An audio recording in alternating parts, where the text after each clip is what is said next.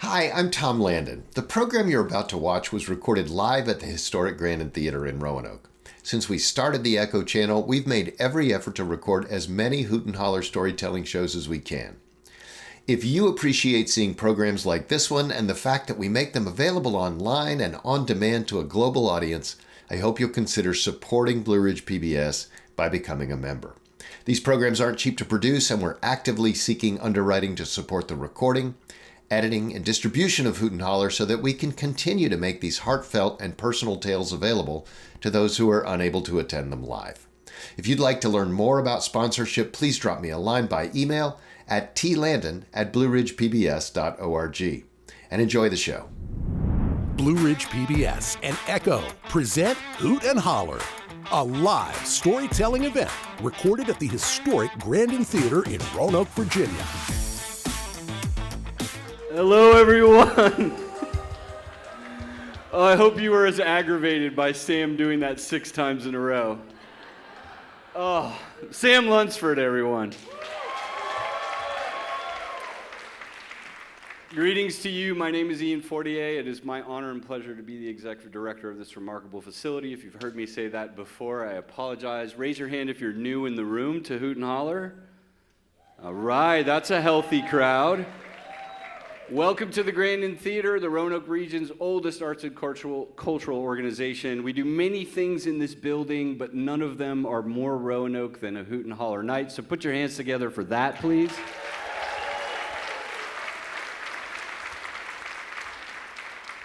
And also welcome to Blue Ridge PBS. They film every show that we do in this remarkable venue, and they end up putting it on the PBS channel so that you can see it. I want to let you know that out of all the Hoot and Hollers we do, some of them are serious, some of them are incredibly important, some of them are sweet, and some of them are raucously hilarious. And tonight we get raucously hilarious. Because when you live in a first world consumer society, customer service is a fact of reality tattooed to every one of our consciousnesses, subconsciousnesses, and unconsciousnesses. I'm not sure how to say that, what the plural is. But anyway, I will not stay up here for very long, but it is my honor and privilege to introduce the diva of Hoot and Holler. Ladies and gentlemen, please put your hands together for the wonderful Lee Hunsaker.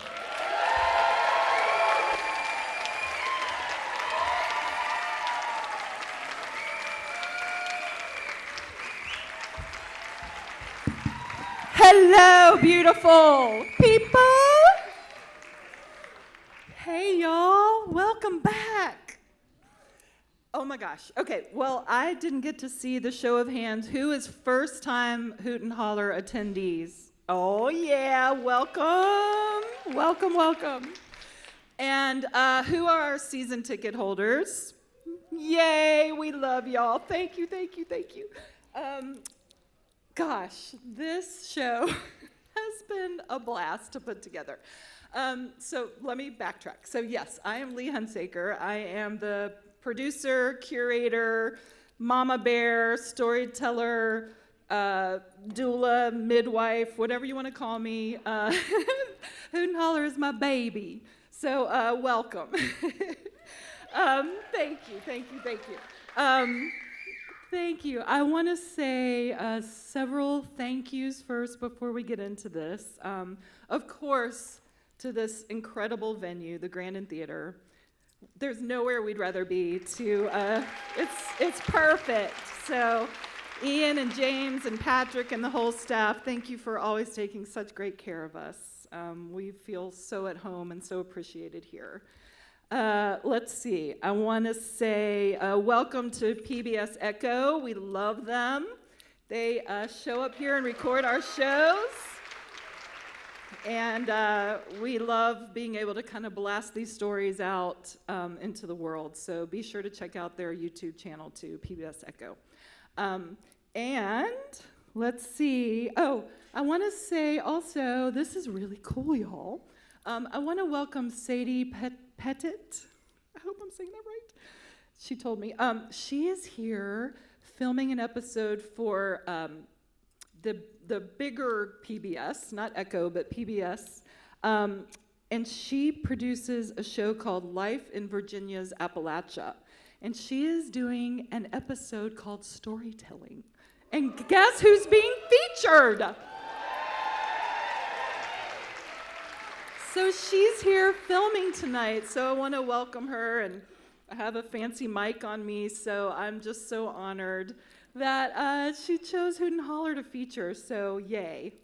I want to thank you all, the audience, for always showing up for us. The mission of Hoot and Holler is always to build community. And so what that means for me as the curator person is that I want this to always be a safe place for all voices. All voices. And how that happens is because you beautiful people come with your open minds and your open hearts, and you throw the love up here to us, and we feel that. So what I ask of you is just be generous with your laughs, with your applause. Give it to us up here because we feel it, and there's a lot of love to give tonight, I can assure you. So thank you all for always showing up. And then I want to thank also, of course, Sam, our DJ, we love. Forever my right-hand man here, left hand, whatever. And then, of course, I want to thank these 8 storytellers. They have been working hard, y'all. There's a lot that goes on behind the scenes to get to this point where we are right now. And there's nothing I love more than helping people birth their stories and helping people find their voice. That is what I do. That is what I live for. And these 8 people have done it, and you're gonna feel it. So I just want to honor them and thank them for all the work that they have put into this in advance. So we love them. Okay. Anything else? There will be some adult themes in some of these stories. So just be aware. Anyway, we love you. Thanks for being here. We're going to get into it. Thank you. I can't see. Okay, here we go. Number 1, we are slamming in. We're going in. We're going in hot. Storyteller number 1. She is a wife, mother, friend, and occupational therapist who is on a mission to make the world a kinder place. She loves quilting, live music, her dogs, and all things creative and woo-woo. If you're a regular, you've seen her tell before, she always dazzles, hands together, leaning in with the love and your laughs. Sarah Kennedy. Y'all are beautiful. 13 years ago, my husband and I made the decision to get married and blend our families. 2 kids apiece. We had no idea what a wild ride we were in for. With kids who are 5, 7, 10, and 13, how could it be anything else? Our kids were each used to our ways, but not the ways of the other, which were very different. My kids and I ate weird things, like hummus sandwiches on almond bread, rice cream, ice cream, sorghum pancakes, and lots of kidney beans at early hours. They ate more conventionally at late ones. They were very focused on sports. We were very nerdy. Shakespeare Club, chess team, and music lessons galore. They were used to having a nanny after school. We had never had a babysitter outside of my parents. But it went far deeper. They wanted the attention of their dad, and so did I. I didn't have the maturity to recognize the behaviors of children wanting to hold on to what was comfortable and familiar rather than wanting the change that was me. I felt like a failure as a parent, a step-parent, and a partner. So after 5 years of ups and downs, we decided this wasn't working. We were all hurting inside, feeling unheard and struggling finding our way. My husband and his kids moved out of the house, and he and I began to meet to discuss the particulars of how we were going to do this. But something still worked in many ways. Us. I loved him, he loved me, and we enjoyed our time together. And come on, y'all, he's hot. We began to date again, first when it worked with the kids' schedules, then on a more regular basis. So we decided to stay married, just living in 2 different places. We tried out different schedules of spending time together, which has changed many times, but become so much easier as our communication has gotten better and better. Now, this living situation has many positives. We get to raise our children however we please. We have our own space and time. We get to look forward to our time together as a treat. We get less pushback from our children. I get the closet. I keep the covers. All the covers. You get the point. But it also has some drawbacks. We miss each other sometimes. It's more expensive for sure. Unless we forget the most important one, sometimes a girl has needs that just can't wait for the weekend. I live in Cave Spring and conveniently shop at Kroger. You know the one, the Gucci Kroger. The one with the good wine section and good organic produce. We used to have a bar in it. It's an easy stop on the way home from work, or in this case, the gym.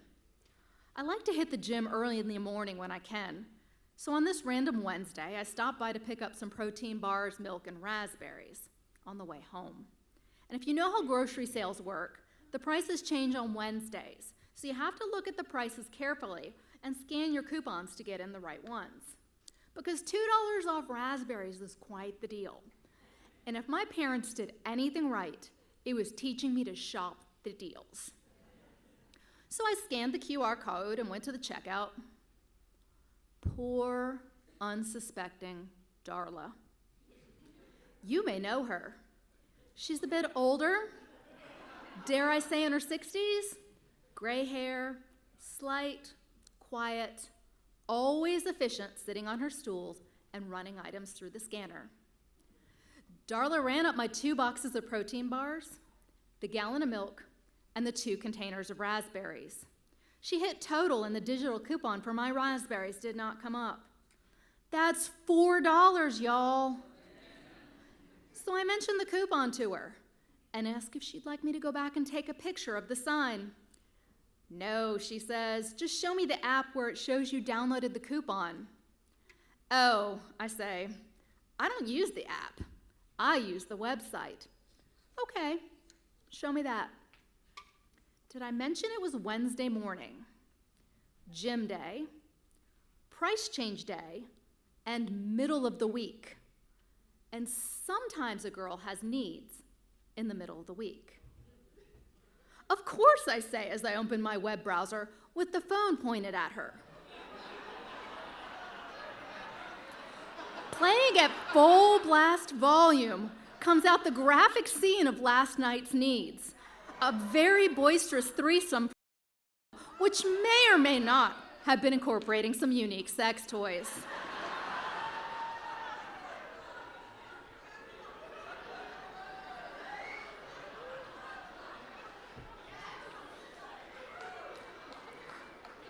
In my embarrassment, I became very uncoordinated and could not hit the stop button. Darla has now begun to cough to cover the sound. The person behind me in line is staring with very large eyes, and a little piece of me is dying inside. She quickly types in the correct price without confirming my coupon. Yeah. As if to get me out of her line as fast as possible, because I can't get the video to stop. Finally realizing I can just hit the phone off button, my bags are pushed at me, and I think I've peed my pants a little. I rushed off to the car, trying to contain my mortification at having corrupted poor, sweet Darla. I then avoided the Grocery Kroger for weeks, Cave Spring Kroger, the scrappy cousin only a mile away, wasn't so bad. Yet I couldn't stop thinking about my beloved Gucci Kroger and their trusty employee Darla. Who knew if she told anyone or if it had been on repeat performance of a camera for every employee in the back room? Was Darla thinking about me during these weeks away? Or did this happen to her every day? I eventually returned, but I only used the self-checkout. I thought it was safe again until one day, there she was, headed off to break as I walked in the door. Our eyes locked. Not knowing what to say, I bit my lip not to laugh and kept walking. Since that time, I reached inside my soul and entered Darla's line once again. She looked up with an unsettling lack of expression, but a secret knowing. I wish she would have smirked, or at least winked, but she was stoic. I quickly passed her a bouquet of flowers and stated, "These are for you," and exited the produce section in a rush.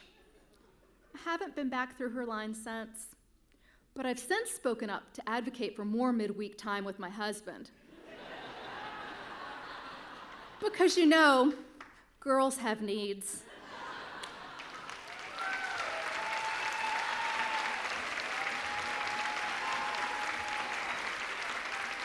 Sarah Kennedy kicking us off. And when I say off, we going off. So it's always tricky to program this night, you know, and each event has its own flavor. And so figuring out the order of stories is something I spend an inordinate amount of time doing. But Sarah graciously agreed to go first, and I feel like that was really the right call. Don't you? Yeah. We're going to take lots of journeys together, y'all. Buckle up. Okay. All right. Storyteller number 2. She's had many jobs in addition to the one she's telling us about tonight. She's worked at an independent bookstore. She's been a camp counselor to teenage poets. She's been a high school English teacher and a college admissions essay coach. She really likes stories. She lives in the Grandin area with her husband and 3 children. She's told before, if you're a regular, you've seen her be brilliant. And here's another one. Hands together, lean in, hands up. Kate Gibbons. It's 2004. You are at home. You're watching TV. It's live. There's no streaming TV yet. And you're flipping through the channels, and you land on a religious broadcast program.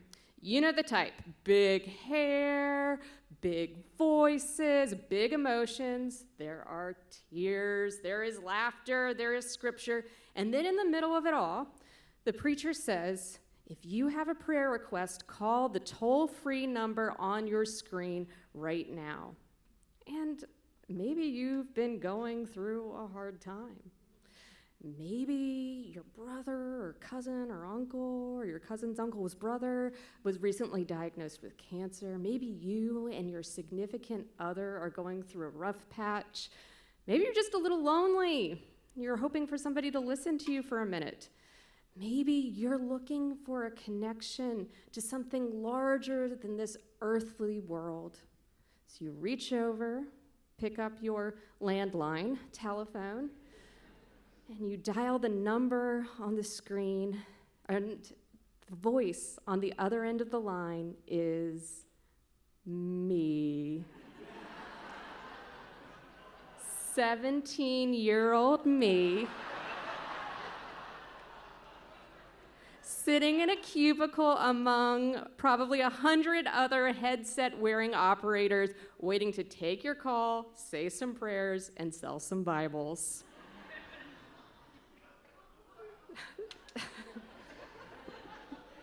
So how did this happen to a person? Well, I grew up in Lynchburg,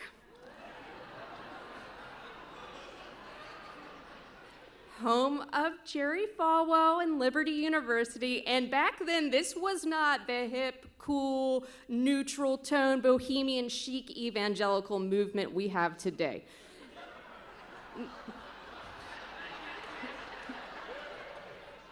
No. This is like on the heels of when all the women at Liberty had to wear the ankle-length skirts. This is way before Jerry Jr. and the pool boy.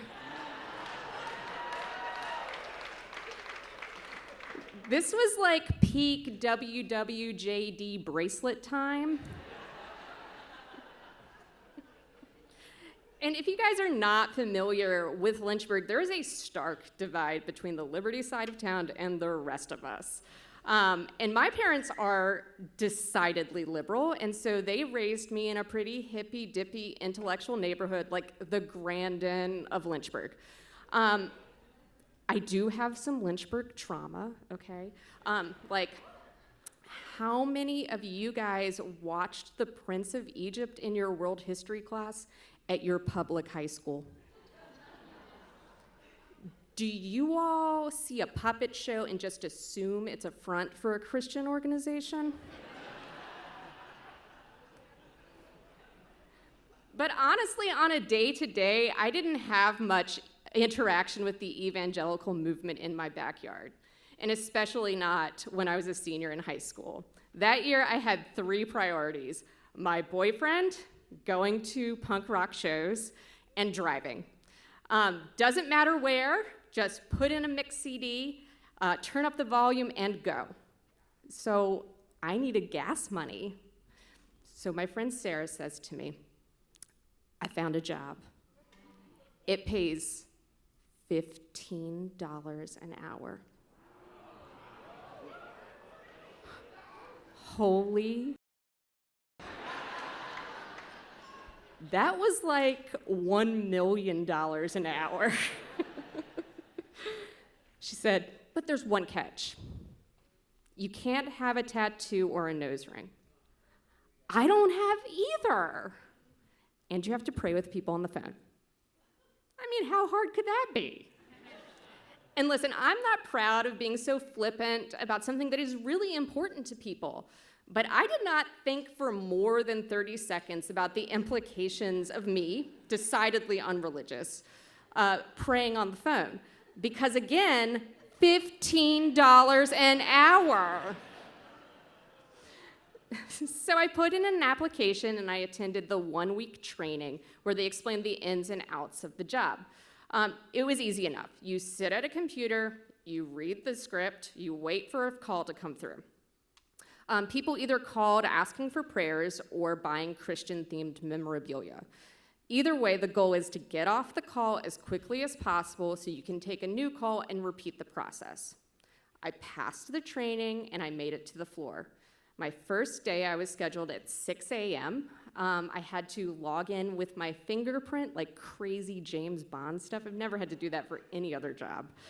And then I went to my cubicle, sat in my red rolling chair in front of the big beige PC, and I inputted my name and my password, and then this computer program popped up, and it was like black and green, like MS-DOS, and then you just waited for a call to come in. So I waited, and ding, there's the call. And so the computer screen like pops up, yeah, those guys. So the computer screen pops up the script. So I dutifully read this. Good morning. Thank you for calling Joyce Meyer's Ministry. My name is Kate, and who am I speaking with today? Francine. I type Francine's name into the system. Well, good morning, Francine, and how can I help you today? It's my brother. Can we please pray for him? He broke his back and he's out of work, and now his wife has left him and he just doesn't know what to do. Option 3, prayer for a family member. Enter. Heavenly Father, we are here today to pray for Francine's brother, who is struggling at this time. Please open your heart and give grace upon all of those who are struggling. In Jesus' name we pray. And Francine, how else can I help you today? Well, that's enough for today. But when my Social Security check comes in, I am going to call back and get one of those Bibles that Joyce was talking about. You'll still have those in a week or so. I thought to myself, lady, you can buy a Bible for like $1 and not pay shipping and handling. But what I said was, thank you, and have a blessed day. That was the gist of it. We covered all sorts of shows. We covered Joyce Meyer, we covered Hour of Power, we covered PTL, praise the Lord. But every Saturday, all of us had to report, like 100 people had to report to the call center to cover Joel Osteen. Osteen had just recently renovated the Houston Astros Stadium into a state-of-the-art megachurch. He was the preeminent preacher of the prosperity gospel. So he taught that God was going to reward pious Christians in health and in wealth. And one way that you can show your piety is by giving to a ministry such as Joel Osteen's. So as a result, he had a huge market, and he was our biggest client. We didn't have a TV in the call center, but we knew when that phone number was up on the screen because all of our lines would light up at once. Most of the calls I took were pretty run-of-the-mill. When we weren't on calls, we had these catalogs at our station. We were supposed to flip through so we could refer to them on the calls. I did not do this. I was not interested in getting better at this job. But this one guy calls in, and he's got one thing on his mind. I want the Thomas Kincaid print that's on page 5 of the catalog. I started flipping through the catalog, couldn't find it. Started typing things into the system. Nothing was coming up. Sir, how do you spell Kincaid? Are you even a Christian? I had another guy call, and he was speaking really, really fast and really, really loud. I have a prayer request. Okay, who can I pray for today? It's my cousin. He's trapped in Guatemala. The country? Yes, he's trapped in Guatemala and no one's getting him out. Is he in prison? No, it's the government. Did you try the State Department? No, I need prayer. Option 3.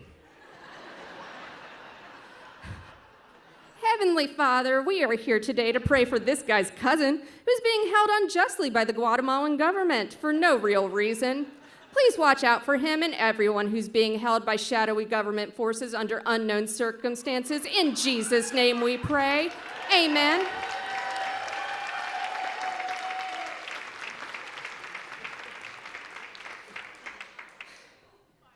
Y'all, I did it all.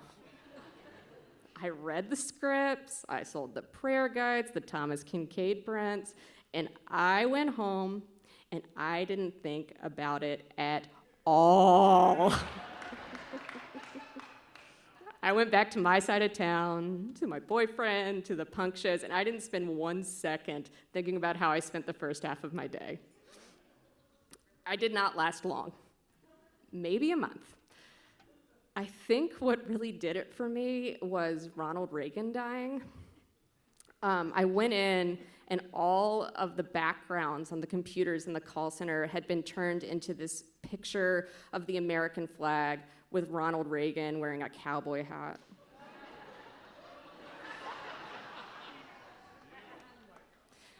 It wasn't political what I felt. It was pure apathy. I thought somebody cares about it, but it ain't me. I didn't even pick up my last check. Now looking back, I have to wonder about the people who were calling in. It was well past the height of the televangelist movement. The moral majority didn't have the same power it had a decade before. But at seemingly all hours of the day, people were calling in.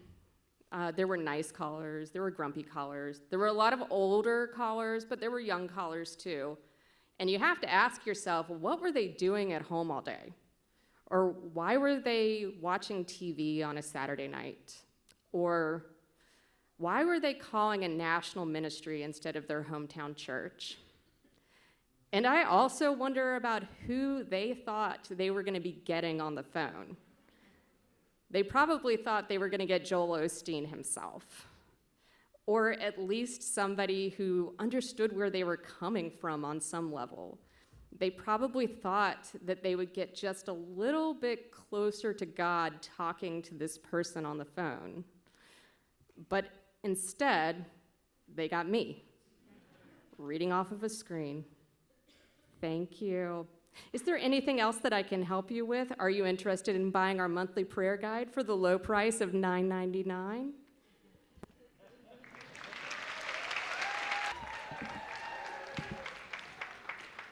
Love. Okay, hold on. I was told to lower that. All right. How's everybody? Isn't this fun? All right. Here comes another. Okay. She's a writer and a professor of English. She grew up in a military family. Her father was an army officer during World War II, and her mother was a French war bride who spent time in German prisons as a political prisoner during World War II. Her book on her mother's life will be out next year. It's going to be brilliant. She's moved around a lot with the military family, but she learned about the world best when she traveled on her own. And sharing one of these beautiful stories of her travels, if you're a regular, you may have seen this brilliant person. Hands together, Marilyn Moriarty. Do you ever wonder what the cleaners are doing when you're not in your hotel room? Let me tell you.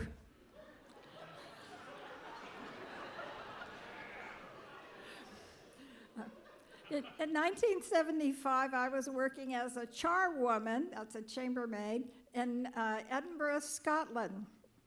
The Edinburgh Festival was in full swing with theatrical performances and poetry readings, but I saw none of that because I was scrubbing toilets when I wasn't scrubbing pots. I had been audited, I spent the year auditing courses at Edinburgh University, and in the summer, they opened the dorms to make them available to conferences. They hired students for the laundry, for the cafeteria, and to clean the rooms. And I was one of those who was hired. I worked as a chambermaid during the day and a cafeteria worker at night. I worked with 4 senior Scottish women who were very feisty. We all wore the same uniforms. We had these short sleeve dresses that hit at the knee. And you could see that these women had legs like soccer players and arms like Popeye.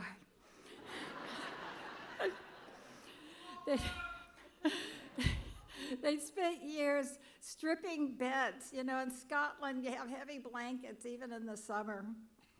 So I was the only American there, and I was the only student with them. Shirley was the head honcho because she ran the floor waxer. And someone had to train me up to their standards, so Shirley got me. Okay. Shirley taught me the charwoman's code. There was a hierarchy to excrement that we...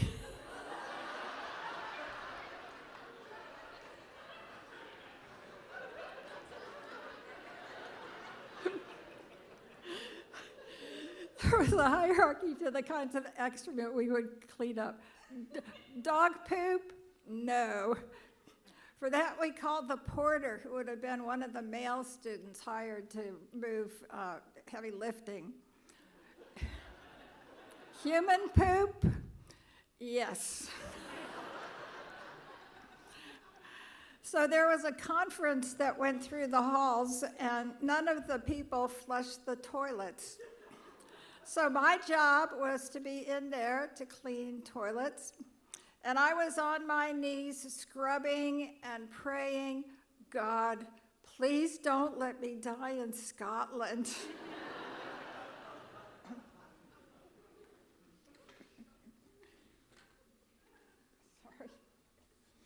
So the Edinburgh military tattoo took place in the summer. And this is a military display, and it also involves music. And Edinburgh was filled with bagpipers. Some of the pipers were staying in the halls of residence. So I was cleaning a room by myself, and I entered a room, and there was a bagpipe in it. I never played a bagpipe.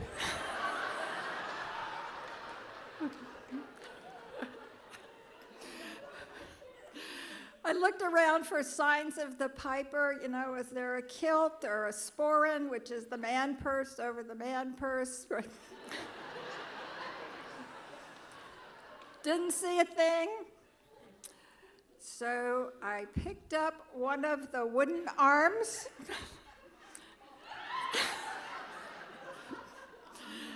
And the piece came off in my hand. The bag fell to the floor. I tried to pick it up by another wooden arm. That piece came off. I managed to get the bag back into the chair, you know, and I was trying to fit the pieces on it. I couldn't remember what it looked like when I first came in. And I still had to clean the room. I kept imagining the piper coming up the stairs, you know, maybe he'd had breakfast, and catching me red-handed with his broken instrument. But I managed to put all the pieces back together, and I kind of arranged it. You know, it looked like a flower arrangement. I swept the floor, I made up the bed, and then I had this really great idea. I was just going to arrange everything. So I moved the chair, I moved the books on the table, I moved the rug, anything that could be moved, I moved. The worst that could be said is that the cleaners had been in the room. It must have been okay because my salary was never docked. Shirley saved me when she came to get me, and she said it was time to go to the broom closet where we had our mid-morning tea. Shirley called me hen, which is Scottish for hun, but Fiona called me Yank for Yankee. Fiona was the cafeteria manager. She was as intense as Shirley, but she reminded me of the cartoon of the Tasmanian Devil. She was a tornado disguised as a person. So and she took a disliking to me, and maybe I deserved it. So my job on the line that night was to cut pies. I was the pie girl. I cut pies, I put them up on the shelf. These were really like staining kind of pies, like cherry and blueberry. And we got word a conference would be coming through, they'd be late, so I wanted to make sure they'd all have their pies. So I cut up a bunch of pies, and I stacked. I had to be very careful because the shelf tilted. And so I managed to load them up like 2 and 3 deep, right? They were really a balancing act. I was kind of proud of it. It was just, like a mobile. When I was in high school, I worked at a steakhouse, and I used to pride myself on the ability to carry 4-plate dinners on 2 arms. I thought I had the balance down. So the conference came through. I was there, and the lady picked up a plate and upset the balance. The whole shelf tilted. All of the pies crashed to the floor. Some of them hitting the tray before they landed and spattering on the conference goer. Fiona was so mad she sent me home, and she wouldn't even let me clean anything up. So when I came back the next night, I had another job.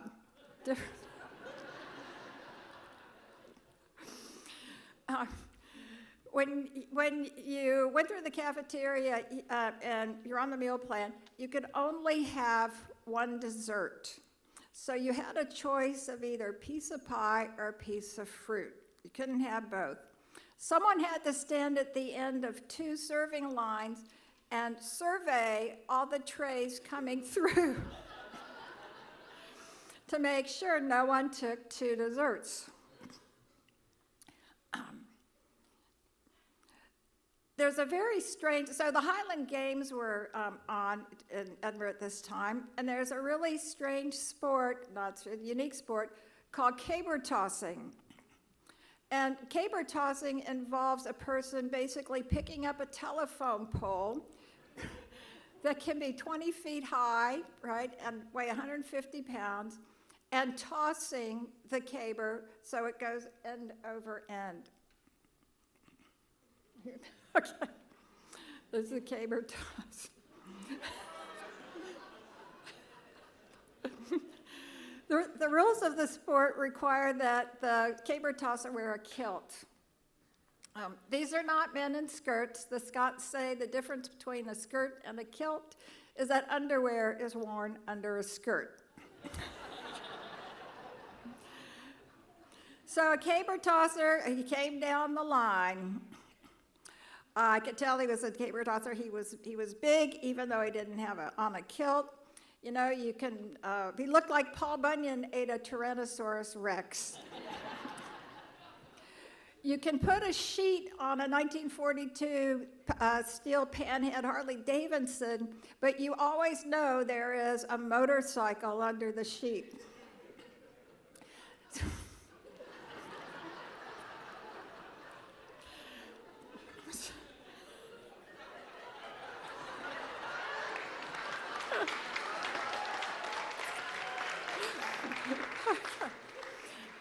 So I was this scrawny Irish American, you know.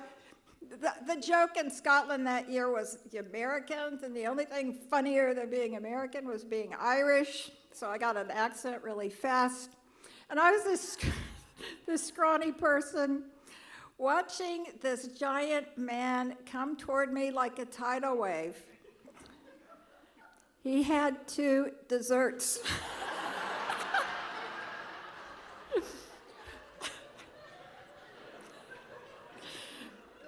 As he came closer, he seemed to get bigger, and he seemed to grow wider. He could have blotted out the sun. My eyes bounced over his tray. He had an apple and a piece of pie. I let him go past.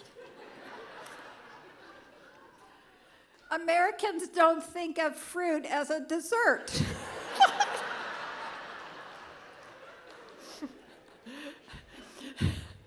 As soon as he went past me, Fiona dashed from behind the pies, ran past me and snatched his apple.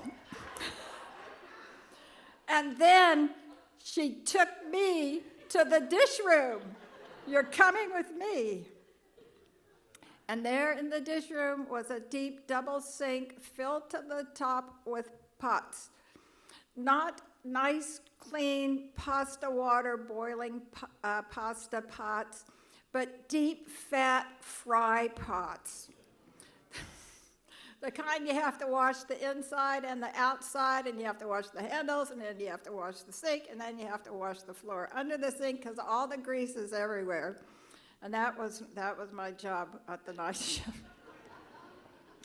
Those pots came out again on the breakfast shift. Yeah, so there was an American who came through the line. She wanted to know what the breakfast was.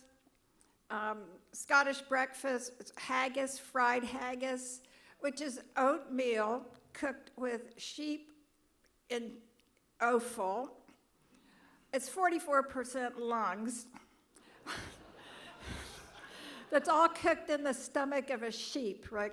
And then it's sliced and fried. You can't import haggis in the U.S. because you can't bring in meat that has lungs.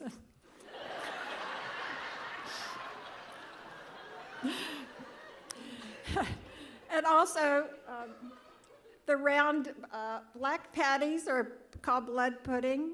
It's not a sweet, it's a kind of sausage. The color comes because it's bound together with pig's blood. Can't import that.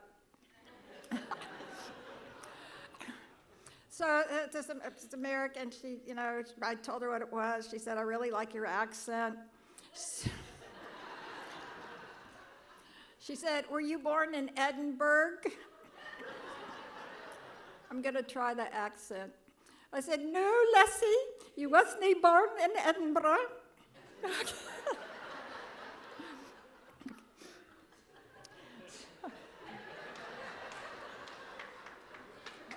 No, got one more thing. Okay. Okay. So in those years, the summer labor force was made of students coming from places across the globe. The sheets we cleaners stripped went to a laundryman who was a Hungarian who sang in the basement all day, and who was on his way to take a divinity degree from Harvard. A South African woman was deeply offended when I asked her if she spoke a Bantu language. It was an extremely pejorative term in South Africa, but that was the only word I knew until she corrected me. But it would take 15 years before apartheid was repealed. An English colonial who grew up in Kenya attended UCLA and started the first cricket club for the homeless in Los Angeles. We had one porter who was the son of a duke, and another who had been a Czechoslovakian student. When the Soviets invaded Prague in 1968, he ran in front of the tanks.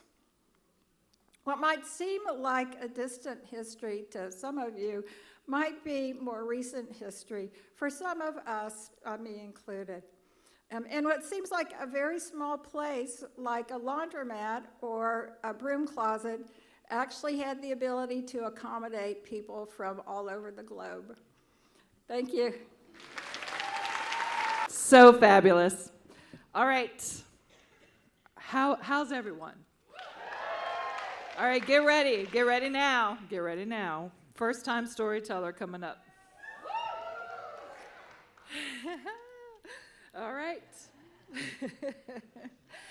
He has worked as an activity director in long-term care facilities for more than 20 years, as an administrator for more than 5 years. He's also part of the father and son comedy rap group duo Knuckleheads with his son Jackson, who's also in attendance. The group is known for its unique live shows, and they have been featured on the legendary Dr. Demento radio show. He enjoys spending time with his son, singing karaoke, playing Scrabble, and drawing the Wu-Tang Clan logo wherever he goes. Sorry, I flubbed that bad. He's also the greatest white middle-aged rapper who lives within a mile of Parkway Brewery. He has seen every episode of ALF at least twice and owns every Stimulator Jones album on vinyl. Put your hands together for Stevie D! All right, so I'm Stephen Davies. Most people know me as Stevie D. I'm used to being on stage, but not quite in this format. I'm used to rapping with my old group Illbots, or with my son who's here tonight, Jax with Knuckleheads. Yeah. So, if y'all could do something to make me feel a little bit more comfortable up here, I'd greatly appreciate it. Will y'all do a little hip-hop exercise with me real quick? All right, thank you. This will make me feel more comfortable, and then we'll go on with the customer service. All right, Sam, drop that beat. All right, how's everybody doing in the house tonight? Give it up for Lee. Yeah. Now throw your hands in the air. and wave them like you just don't care. And if you're ready to hoot and have to holler some more, then somebody say, oh yeah! Oh yeah! Now scream! All right, thank you. All right, thank you, Sam. Give it up for Stimulator Jones, y'all. All right, Lee, thank you for your intro. Like she said, I'm Stephen Davies. My customers for the last 25 years have been the elderly in nursing homes. Yeah, it's true. That's me. I never thought I'd work in nursing homes in a million years when I was younger. I thought those places smelled like pee. So I had a friend in college who talked me into it, and I have done it ever since for 25 years, and I have loved it. Now, what people tend to picture with nursing homes is that they're sad, depressing places where the elderly sit around and wait to die. And oftentimes, they can be sad. However, the stories I want to share with you tonight are that showing that these communities can also be filled with fun, laughter, and joy. So if y'all are ready for story number one, say yeah. All right. So it's Christmas time, and every year at our nursing home, we put up an angel tree in the lobby. Do y'all know what an angel tree is? Okay. So the angel tree would have the names of residents on it, and the staff could pick a name off the tree to buy a gift for. The name I picked was for one of my favorite residents ever, Carly. Now, Carly wasn't her real name. I can't say her real name. Her real name was Cordy. Carly was ridiculously hilarious. A lot of times residents will make jokes, and I would politely laugh to make them feel better.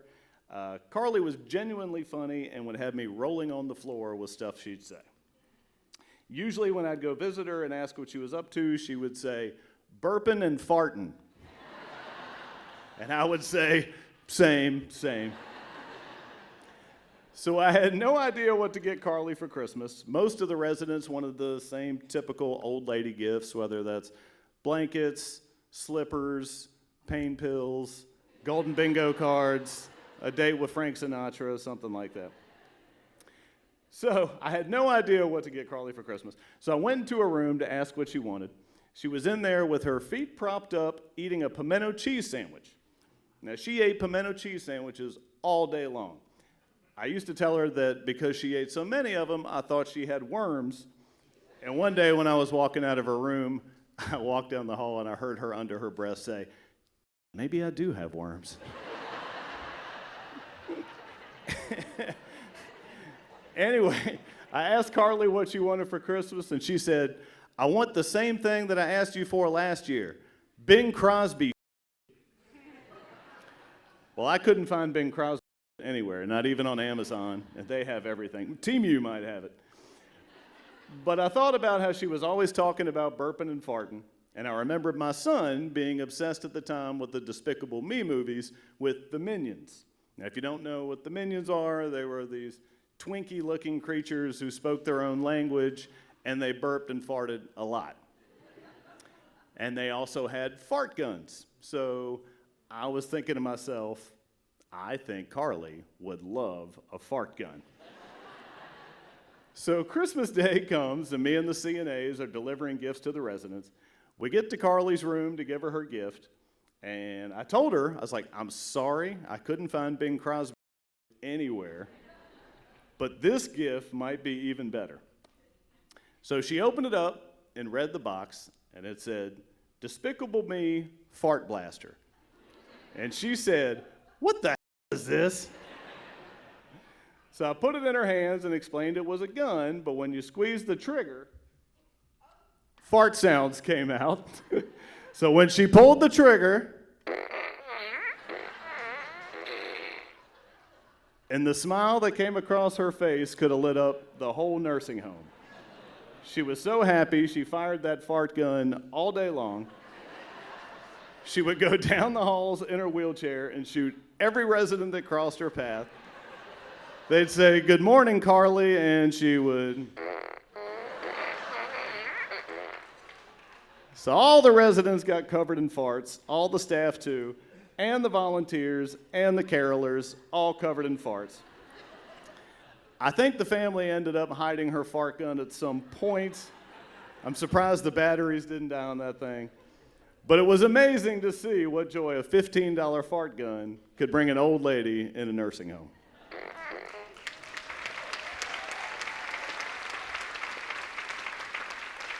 All right, y'all ready for story number 2? Say yeah.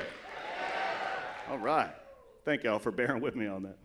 All right, so I started a Star for the Day program at my nursing home, which was very similar to the Make-A-Wish Foundation. We picked a resident at random every month, and we tried to do something special for that resident, just something like taking them to their favorite restaurant, something like that. So one month, a resident named Molly was picked. Her real name was Dolly. Molly couldn't really tell us what she wanted to do. However, she had an Elvis calendar hanging up in her room. So I asked her if she liked Elvis, and she said, "Oh yes, he's my boyfriend, but don't tell my husband." So the light bulb in my head went off, and I decided to try and get an Elvis impersonator in the building. I did a little research, and unfortunately, most of the Elvis impersonators that I found were either pretty old or pretty fat. And I didn't think that that would fool her at all. But I kept searching, and I found an Elvis impersonator in Bedford, of all places. Y'all might know this guy. He's one of the top 10 Elvis impersonators in the country. Yeah. So I called his manager, who was also his mom. and she was able to get me a date for him to come visit us at the nursing home. What a great mom.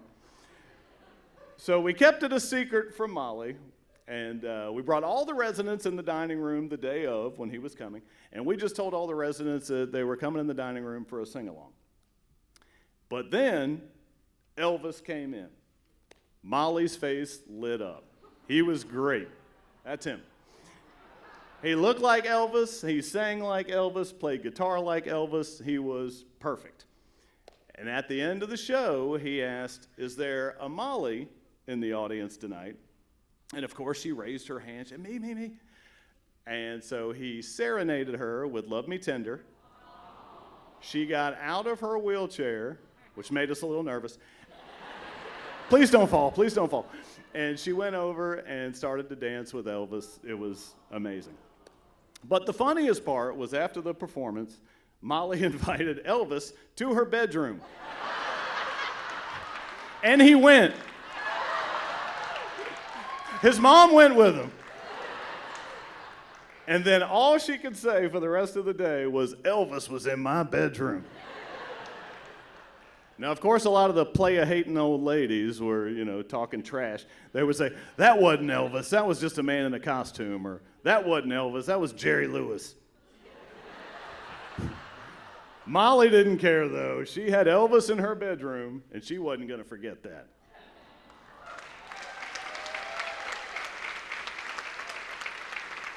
All right.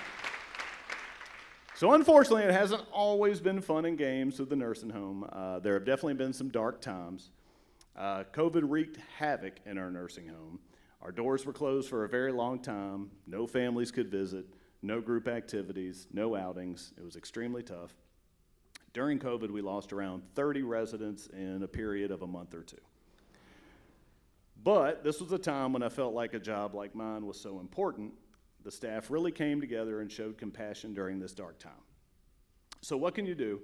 The residents can barely leave their rooms. No visitors can come in. How can you make the residents happy in such a dark time? So one of the first things we did was buy Facebook portals, which was similar to iPads, and they allowed us to set up video calls between the families and the residents, setting up schedules for almost every resident to make sure they all got calls with their loved ones. And at this point, the residents and family members hadn't seen each other in a long time, so there were a lot of tears when they were able to connect via these Facebook portals. We also set up hallway bingo, and the residents had to always stay 6 feet apart from each other, so we couldn't have them sitting at tables together. Therefore, we set them up with bedside tables, and they were able to sit in their doorways while a staff member would call bingo over the intercom and make jokes in between, which helped a lot. One of the greatest things was we had youth groups from churches and also like preschool students come over and decorate all the windows of the nursing home. So they came over, the residents could sit in their rooms while they drew clouds, trees, suns, things like that on their windows to make them happy. Also, Healing Strides. Do y'all know Healing Strides? Healing Strides was awesome. So they are a local nonprofit that provided therapeutic horse riding for those with personal challenges. They brought the horses to the nursing home free of charge, walked them all around the building, had the horses go up to each window to greet each resident. And then, I think someone else mentioned bagpipers earlier. I made a huge rookie mistake as an activity director when I first started. I got a bagpiper to play inside the building. I've seen Dropkick Murphys. I should have known. It was so loud, all the residents were like, shut up. But during COVID, I got the bagpipe player to play outside the building, and it was so loud that the sound carried inside, and they were able to hear it in their rooms and lift the windows to hear it better if they wanted to. After some time, we were able to get a gazebo that was out front and turn it into a visiting center. So our maintenance director was very creative. He put a partition in the middle of the gazebo where the residents could be on one side and the families could be on the other. And they could connect. He put 2 holes in the middle of the partition, and in those holes, we got creative and put calf birthing gloves in the holes so the residents and their loved ones could put their arms through the calf birthing gloves and hug each other or hold hands. And at that point, they probably hadn't touched in maybe close to a year at that point. So that was amazing. I never thought I would buy calf birthing gloves in bulk on Amazon, but I did. So the COVID-19 pandemic was devastating and maybe the toughest challenge the nursing home industry has gone through. But I'm extremely proud of what our staff and community was able to achieve to bring the residents joy during such a dark time. When the doors finally reopened after what seemed like an eternity, there probably wasn't a dry eye in the place as families reconnected and were able to touch and hug each other once again without calf birthing gloves. Okay, so I'm Stevie D. Thank you for having me out. I just wrote a book about all my funny nursing home experiences. It's called Granny's Got a Fart Gun. Hilarious and heartwarming tales from the nursing home. I've got copies in the lobby. Would love for y'all to check it out. Thank you. Appreciate you having me. Act 2, babies. Did y'all see everyone you've ever known in your lives in the lobby? It's so fun. Okay. Hopefully y'all snagged your tickets for next time and visited our tables. The fabulous Downtown Divas, Science Museum, and Stevie D. And you're gonna understand why a couple of those other tables are out there in this act. Okay. Now let's all take a deep breath because we're taking it in a whole other direction now, like I love to do. First-time storyteller. Extra love, extra. She's a Connecticut native who relocated to southwestern Virginia after receiving her MFA in Richmond. Since landing here, she has worked at the Science Museum of Western Virginia, where she has directed the education and operations departments and is now the director of the recently reopened Eye Planetarium. You're going to learn a lot about this right now. Y'all are going to fall in love. During her time with the Eye, she has created the Sight and Sound series, the Open Studio Nights program, and has partnered with Roanoke organizations and creatives for collaborative and immersive events and projects within the community. She considers her life at the intersection of art and science, where everything connects, and is passionate about the importance of multidisciplinary, multimodal ways of thinking and being. Get ready to go into space, y'all. Please welcome first-timer Katie Brooks. I'm in love with my coworker. She's impossibly tall and enormously round, and she has this incredible ability to fill the room and make you look at her. My coworker is a dome. Her face is a vast, meshy screen whose image is defined by two projectors who each form half the image that meet in the middle to make the whole. I love that kind of unity. I've spent a year getting to know this face and the room it occupies since being named director of the Eye Planetarium at the Science Museum of Western Virginia. Most of the time, I just call it the Eye because it's all-encompassing. The dome, the theater, and the dark control room where I can see all of it. The secret is, that's the best seat in the house. It's a dark, black, intense space where we make everything happen. The reason I have this job is because there's a moth in my brain. Let me explain. I'm not an astrophysicist or any kind of certified scientist. On paper, I have no business working for the Science Museum. I'm a formally trained poet and essayist, which basically means I am deeply interested and in love with many things I'm not an expert in.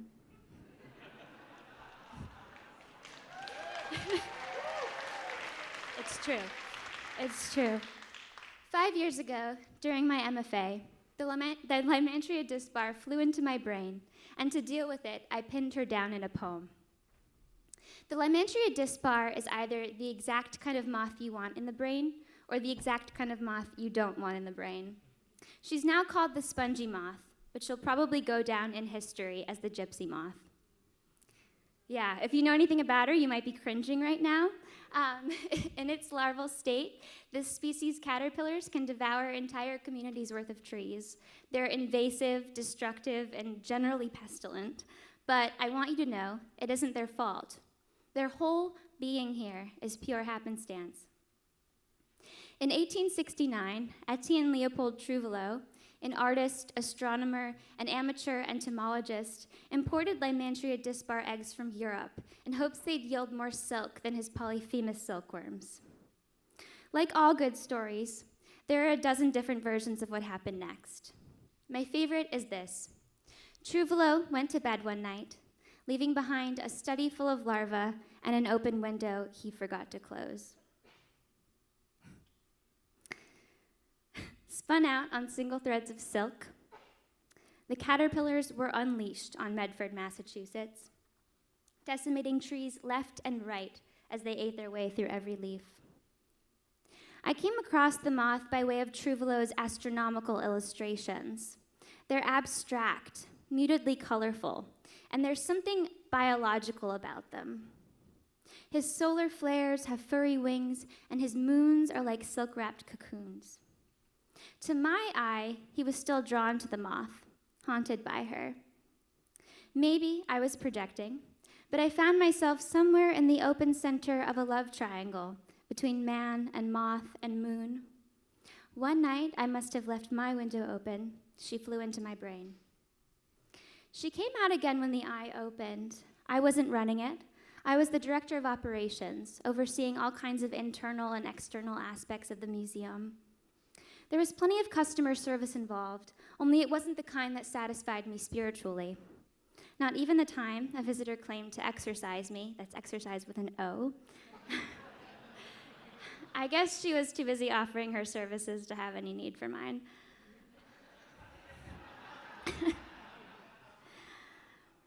When the eye opened, we wanted to put it to purpose beyond the standard planetarium experience. It's too immersive not to at least try. You sit in front of the dome, and suddenly something as small as a microbe or as large as outer space becomes manageably sized. When an opportunity to demo our capabilities came up, our team wanted to be able to exhibit something handmade and homegrown, to show what we could do and who we could become. When we considered creating something more art-based for this demo, I don't know why, but the moth insisted upon herself. So I offered up my piece for a video poem. Like most of what I did at the museum, it required a lot of effort with little time and few resources. In just days, somehow, we'd made Crater with a Moth at its center. I can't even begin to describe what it's like to project a project on the dome with a live audience, especially when there's been little time to perfect the piece. We were excited for the demo, but only in that it offered a glimpse of what would become the underlying philosophy of the eye, a complete fusion of art and science, technology that serves to tell a story, make you think, and a dome that makes you look. I was so focused on the project, I missed the forest for the trees. The poem itself tells you the story of the space, if you listen close and let the visuals capture you. Here. The logic of etymology is circular. Antheria, Polyphemus, we are always orbiting the eye.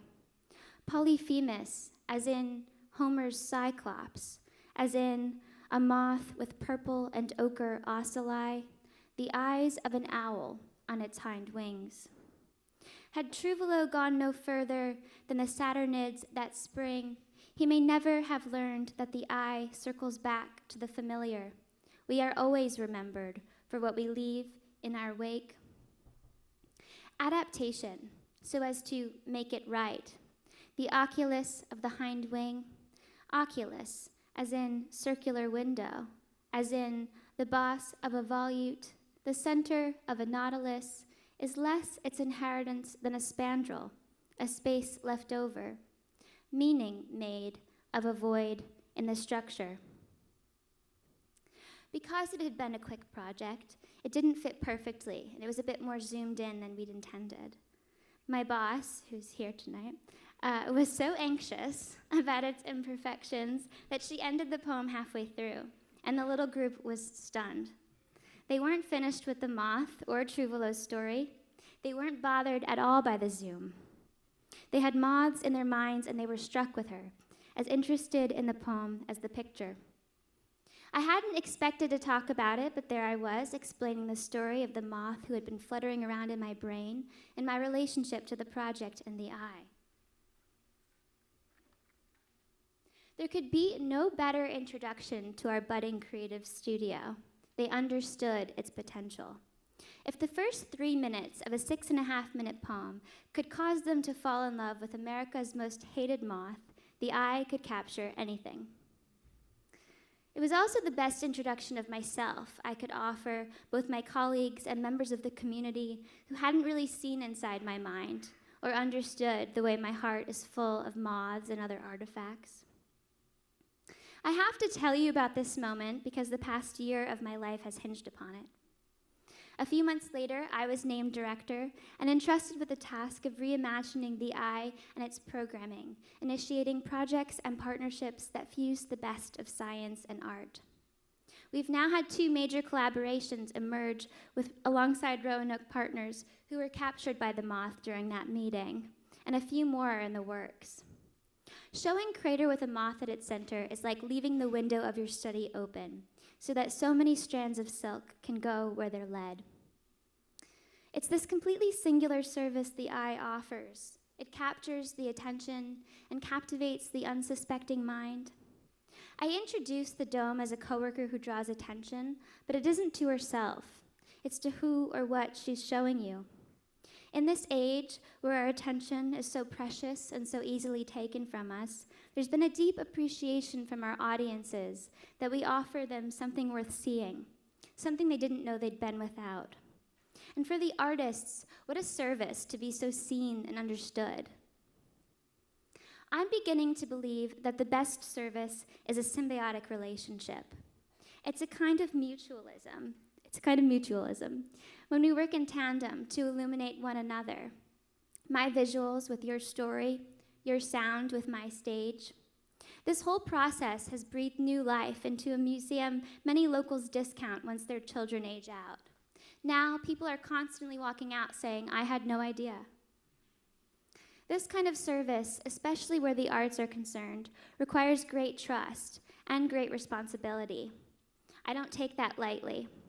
When I say the control room is an intense space, it's likely so mostly because of my own tension when I'm sitting in it during a live event. Usually, by the time we're showing something, it's all been built, and the only thing left is to play it.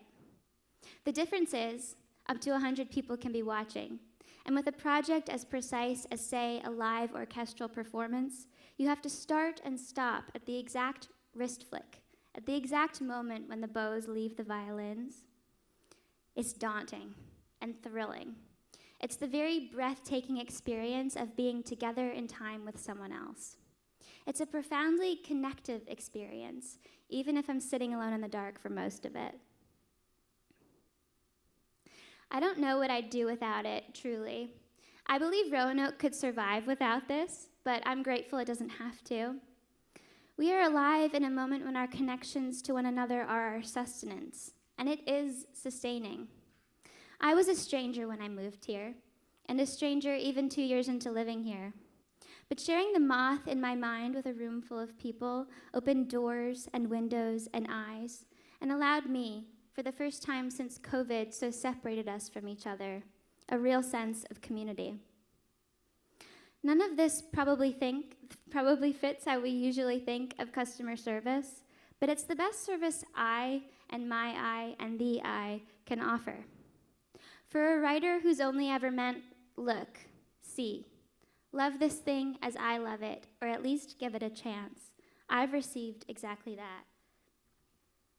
In the beginning, I thought what I was doing was self-indulgent, but people keep buying tickets and continue to be excited about our projects. Sometimes I'm hazy on who's the customer and what's the service, but in the nonprofit world, it often works both ways. We may provide something you didn't know you needed, but also, we wouldn't be here without you. Thank you. So aren't you guys all in love with the Science Museum now? They're out there in the lobby after the show. We need to give them the love. With this new vision, anything's possible, right? Beautiful, beautiful, beautiful. All right. Our next storyteller is definitely a fan favorite. If you're a regular, you've seen him before. I do want to say, just kind of a personal note, how much I appreciate his support of Hoot and Holler, to the point where he is the one that is responsible for getting us on PBS Echo and being such a champion for this program. So we go decades back with our families and friendship, and so I just really adore this person. Friday, Saturday, and Sunday on PBS Echo, and then streaming on their YouTube channel, our last show, Love Struck. If you were here, was anybody here for that? Fabulous show. It's going to premiere, so if you need to relive it, which you do, be sure to tune in and share it with your friends, and we just appreciate the support. Okay. He apologizes in advance for his focus on an idyllic childhood when telling stories. Though he's been a Roanoker since the 80s, he grew up in the outer suburbs of Indianapolis, Indiana, the youngest of 6, which allowed him plenty of opportunity to roam the woods and burgeoning suburban construction sites, completely unsupervised, getting into all kinds of good, clean fun, which you will hear about shortly. Today, he works as the Director of Educational Innovation at Blue Ridge PBS and is married to the fabulous Beth Macy. Welcome, hands together. Welcome back to the stage. It's been a while. Tom Landon. Howdy, everybody. So great to be here and not to be trying to get you to give me money for something. So I appreciate this. As Lee said, I kind of grew up a free-range child, as many people my age did. We left home in the morning and we came back at night, and no one thought we'd been abducted. And it was great. And I grew up, I'm the youngest of 6. In my family, no one got an allowance. And this was true in my whole neighborhood. My dad wasn't in a special hardship or anything. You didn't get an allowance. If you wanted something special, you had to earn the money. So some kids cut grass and some kids babysat. And in my family, the boys were paper carriers. And I'm going to say paperboy for the next little while, but that's me when I started. I was 7 years old. You had to be 12 to deliver the Indianapolis Star, but my oldest brother, Rich, got a route when he was 12, and then he got tired of it, so my brother Mike and I took it over when Mike was 9 and I was 7. The next picture you'll see is about me when this action took over. I love that super dreamy and highly flammable shirt I'm wearing.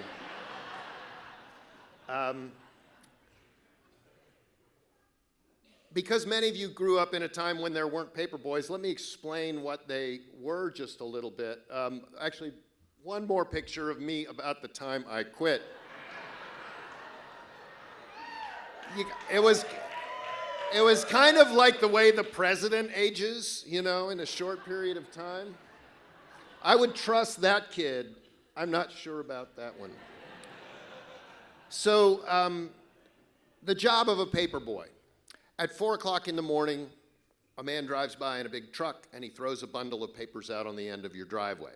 By 5 o'clock, you're expected to be out there bundling them up, and by 6:15, they all have to be delivered. Rain or shine, didn't matter. The climate in Indiana is a little harder than it is here. There was never a thought about you don't have to deliver the paper today. The highest honor you could get as a paperboy was to become an Indianapolis Star honor carrier. I wasn't allowed to be an honor carrier until I turned 12 and could officially take over the paper, but it's maybe today still the highest honor I've ever had. I had about 100 customers, and the delivery was only part of it. But the best part of being a paperboy, to me, kid with an active mind who people got tired of hearing me talk, was that at 5 o'clock in the morning, you get to see everything. Sometimes you'd notice that maybe a neighbor might have come in late at night and just kind of gotten out of their car, keys still in the ignition, dome light on, parked halfway across the driveway. I would leave in the morning with 2 dogs and often come back with 6. And nobody thought that was weird. The dogs just roamed. There were no leash laws. And really the best part, though, was people would put their trash out on trash day, and I was the first person to see what they were throwing away. I got a bicycle. It needed tires and cables, but I got a free bicycle that way.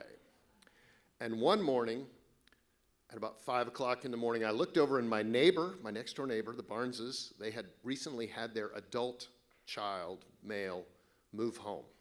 And a couple weeks after he moved home, this cardboard box appeared at the end of the driveway. And in that cardboard box was a whole box of about 45 or 50 Playboy magazines. These were mostly like 1968 Playboys. I think he'd had them for a while. I quickly became I had a second job, and that was as the proprietor of the Fairwood Hills Lending Library. And all my 11-year-old friends were coming over, and they could check out 2 or 3 magazines at a time. I don't know how my dad didn't find that box in the shed. Maybe he did, but he certainly never moved it. So back to being a paperboy. So you had to collect. That was the thing, is you ran the whole business. So you had a little leather book with tear-out receipts in it, one for each week. The Indianapolis Star was $1.35 a week, and that meant you had to pay the paperman every 2 weeks. It was $2.70 every 2 weeks. My brother and I figured out that if we collected half the route once a month, we could collect for a whole month $5.40 and only have to collect half the time. And the nice thing about $5.40 is that if a man was paying me out of his wallet, I often got a 60-cent tip, which was great. Once you paid the paperman, everything else you got to keep. I had more money than I knew what to do with because I didn't really know what to do with any of it. In a time of mostly stay-at-home moms and nuclear families, think Leave It to Beaver or whatever, it was pretty easy to collect after school because somebody was almost always home. There wasn't really kids in daycare. The dad went to work. The mom, if she went to work, she was probably home by the time the kids got home. I'm the last generation between kind of before the latchkey kid. So I would go around and collect my $5.40 from everybody. And then every 2 weeks I'd give it to Mr. Bear, the paper district manager in the parking lot of the standard grocery store. And he would sell me extra rubber bands if I needed them. I had one customer. She was different than all the others. She went by she was Ms. Dawson, and I didn't know anybody named Ms. And she was single. She was a working woman.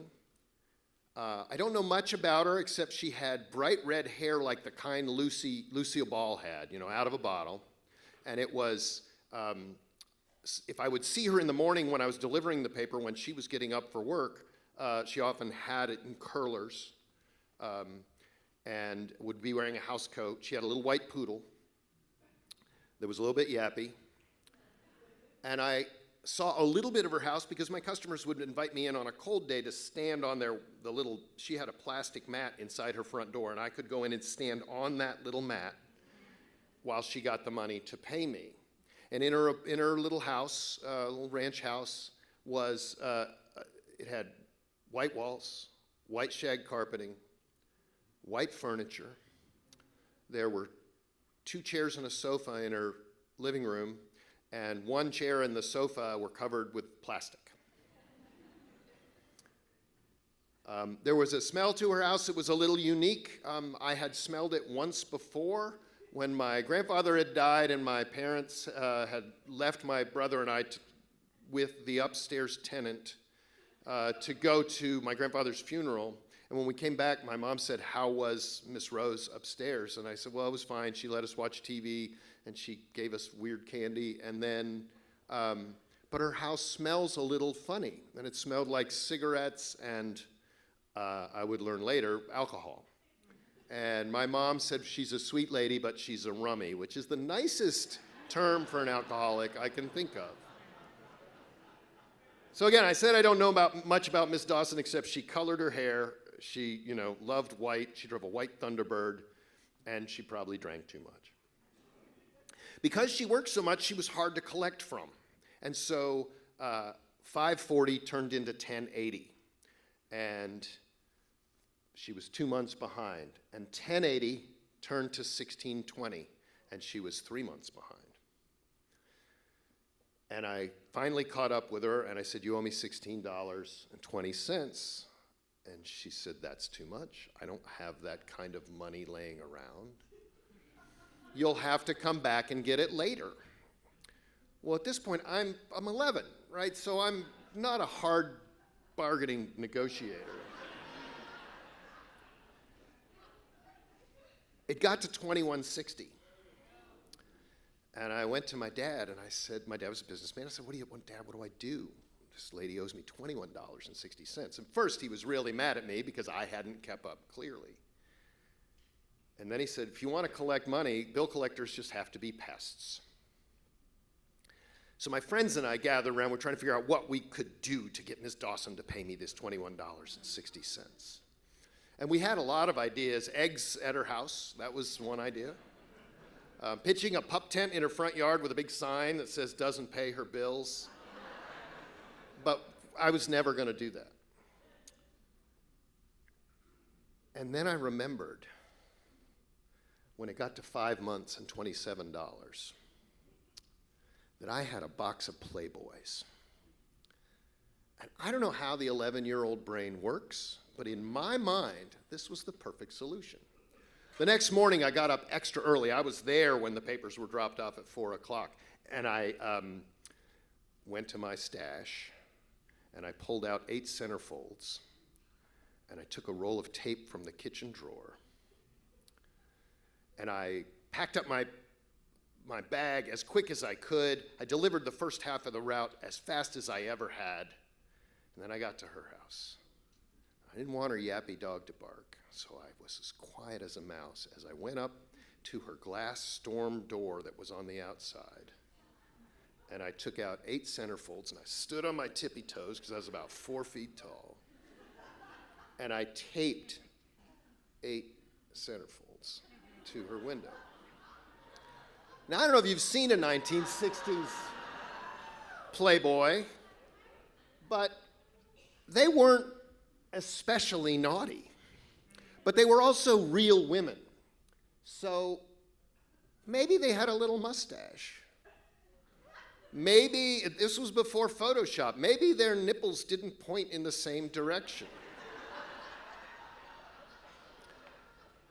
And if, every 3 or 4 months you got to see below her waist, it was this mysterious tangle of brown or whatever color, because grooming standards were different. I taped those as carefully as I could, being as quick as I could. And I skittered off to the next house and I delivered the rest of my papers. I couldn't tell anybody. I couldn't even tell my brother. This was a heinous crime.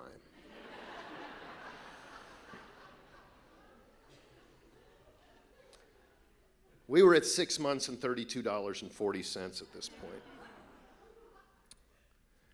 I don't know how it worked, but when I came to deliver the paper the next morning, taped to the outside of her door was an envelope with $32.40 in it. She paid up. I imagine she never told anybody about it either. Yeah, she paid up, and then after that, every month on the exact day it was due was $5.40 taped to her window. We never talked about it. She never invited me into her house again. I'm always liking to look for, I've done this storytelling thing a few times, I always look for a moral to the story. And I had a hard time finding a moral, but this is what I came up with. When you're out of options, don't forget to think outside the box of Playboys. Thank you. A master, if you will. Tom Landon, y'all.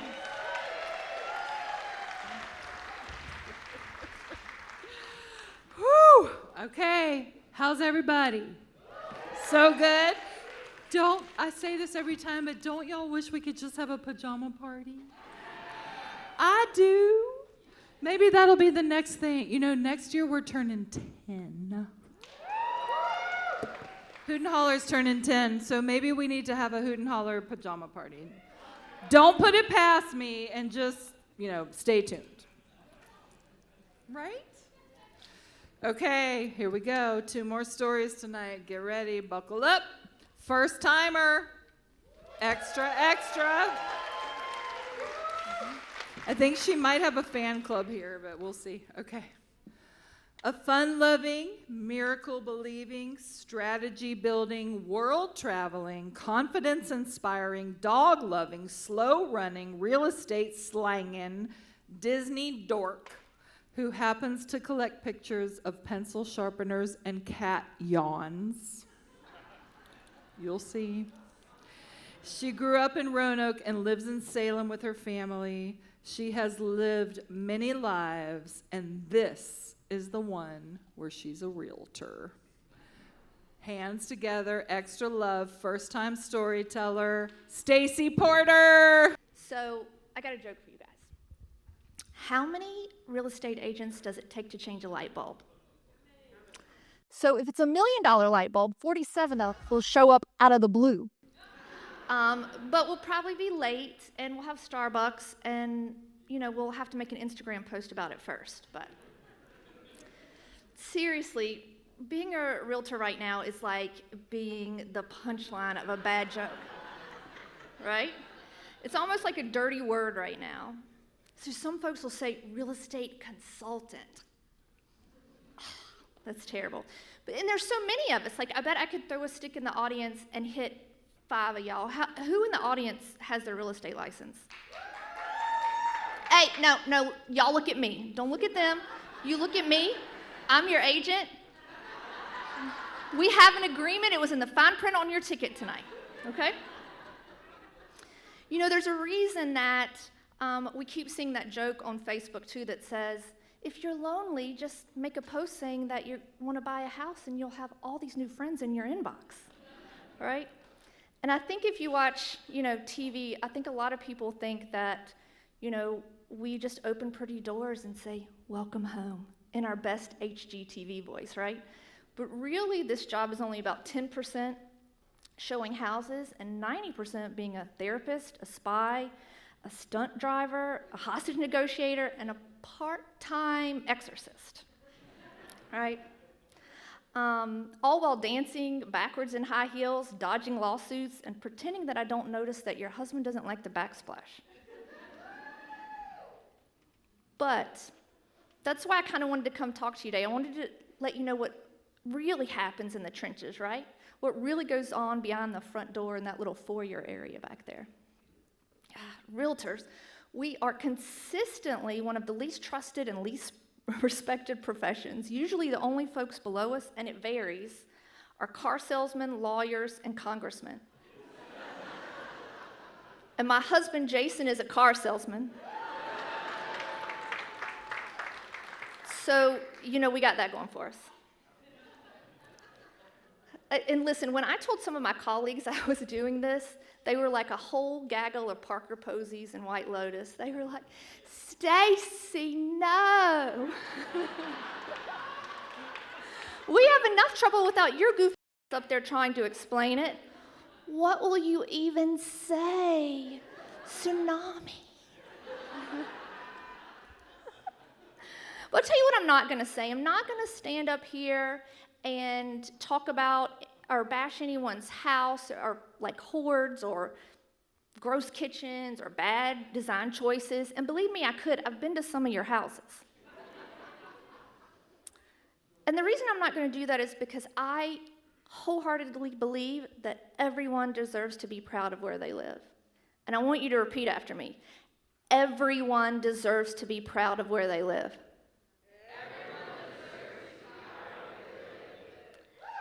And if I'm being honest, it's rarely, if ever, about the house anyway. So I do want to tell you a few funny stories. Oh, wait, do you like my new billboard? So I could stand up and tell you about the time that me, my client, and two grown men were trapped in a house by a crazy cat. And I don't mean just a little bit crazy. I mean like running by and scratching your legs and then running back to the corner like it was a boxing ring. And do you know how we finally got out of there? The home inspector had a laser pointer on the end of his flashlight, and he got that little to playing, and we all ran for our lives. All right, so my next story is, and I can't believe I'm going to ask you this, but I'm going to ask, have you ever seen a penis pump? Like in real life? Well, now you have, because there it is. And now your phones have heard it, so you're very welcome for all the Facebook ads you're getting ready to get served up later today. So picture it.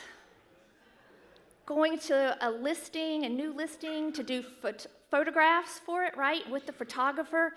And we're at the house, and we're opening the curtains and turning on all the lights, and we're putting things in the cabinets so nothing's on the counter. And then we go into the bathroom. We're like, who left that empty pepper grinder on the bathroom counter? And just like that lady, we're like, I'm not moving it. He's not going to move it. So there's not a single picture of that bathroom on the MLS. And I could also tell you about this time I met a super gorgeous, like, model couple that wanted to go see a house. They found me online, so I did not know them. It doesn't happen very often, but it does happen. And we go to this house, and like most houses in Roanoke, there's a partial basement. So there's a partial basement and then a crawl space. And the guy, this big guy, wants to get in the crawl space and see it. So he goes in the crawl space. And now I'm standing there with the model girlfriend. And I cannot believe I'm getting ready to do this, but I'm going to do it. So I'm standing there with the model girlfriend, and all of a sudden, out of nowhere, she goes, "Do you want to hide a body?" And I'm standing there like this is my freaked out face, but Botox, so just imagine. So I'm standing there like, what on earth? And then from somewhere deep in the crawl space, this mountain of a man in the creepiest falsetto I have ever heard says, "It doesn't have to be in one piece." Yeah. So I was like, I'm about to get straight chopped the up if I do not get out of here. But it turned out okay. They were the nicest couple. They were just little weirdos like me, and I did learn that you can fit a whole arm in 1 square foot. And like I said, it's rarely about the house. I mean, it's always fun to help someone find their dream home or their first home. Like there was a time at the closing table, there was a young man who was new to our country, and he looked up and he said, "This is the American dream, yes?" And everyone in there, tears in our eyes, were like, yes. But it's not always like that. It's not always funny stories and sweet times. I wanted to tell you the stories that stick with us, the ones that break us and the ones that we carry in our hearts always. So I want to tell you about my friend who has to sell his house because he found out he's having dementia, or he's got dementia, and he needs to sell it before he loses his memory. Or my client who is selling her home to buy her dream home with her fiance and finds out she has cancer, and her whole world stops. Or, can you do one more picture? Or my friend Marie. Marie's in her 80s, and when we filled out paperwork for her, for emergency contact, she put NA because there is nobody left in her family. But she wanted to her cats to have an emergency contact at the vet, and that's me. Or my client, my very young single mom who was buying a house for her daughter and her mother, who asked me to please not call her mom past 3:30 in the afternoon because she'd be drunk.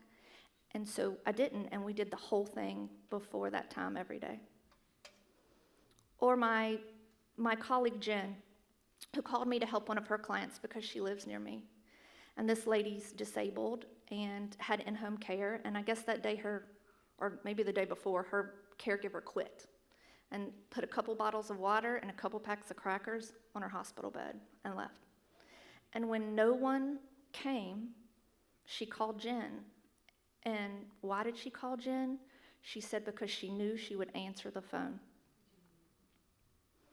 And I know I joked about meeting strangers online, but stuff happens to agents every day. Even in our community, just a couple years ago, there was an agent at the lake who was horribly beaten with a wrench when she turned away from a client or a person at an open house. So,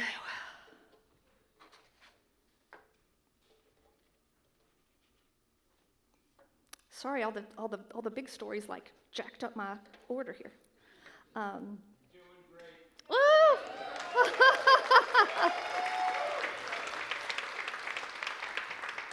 But those are the ones that I hold on to. And again, it's rarely about the house. Don't get me wrong. We're not all as amazing as, well, I am.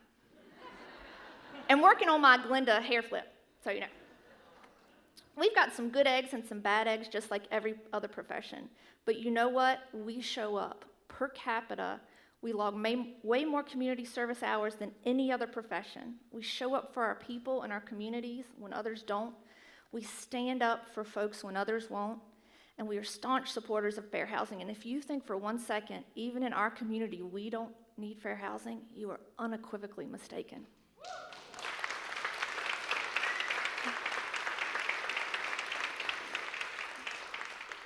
I like to say I wake up every day without a job looking for work. And it's true. When you work on commission, you don't get paid until it's done. That means I do a lot of work for free, like a lot. Like a lot. It's like gambling, but with more gas receipts and less emotional stability. And sometimes even our friends and family don't use us for whatever reason. And I know not everyone's going to choose me as their agent, but they're wrong. In all my past lives, I've worked in the nonprofit world. I've cut my teeth in organizations that mostly have helped women and minorities with education. I've advocated for cancer patients. I've ran large teams at a high level. But this is the hardest job I've ever had. I don't cry much, but I've cried more tears of sadness, fear, and joy in this role than any of the others put together. I've cried all those this past week. It's also hands down, without a doubt, the most rewarding. And here's the truth. The real estate industry chews up nice people and spits out motivational quotes. Can I get an amen, realtors? If you don't know how to smile while dying inside, this job will ruin you. You have to have a thick skin and a killer poker face. The home buying and selling process can be so intense for everyone, it's like a toxic relationship. Be prepared to get ghosted, screamed at, blamed, and broken up with, all in the same day. And then maybe you'll get apologized to so they can yell at you again. It's messy work, y'all, but man, does my heart hold a special place for the messy ones. So I'll say it one more time, it's rarely about the house. However, if you or anyone you know are looking to buy or sell real estate, please give me a call. And also, Jason wanted me to tell you it's never been a better time to buy a car.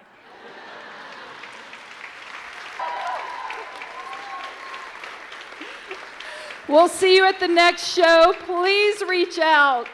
Please, because we believe in the power of voices and truth right here. Thank you, Sam Lunsford. Bring us out. Take us out. Woo! We love y'all.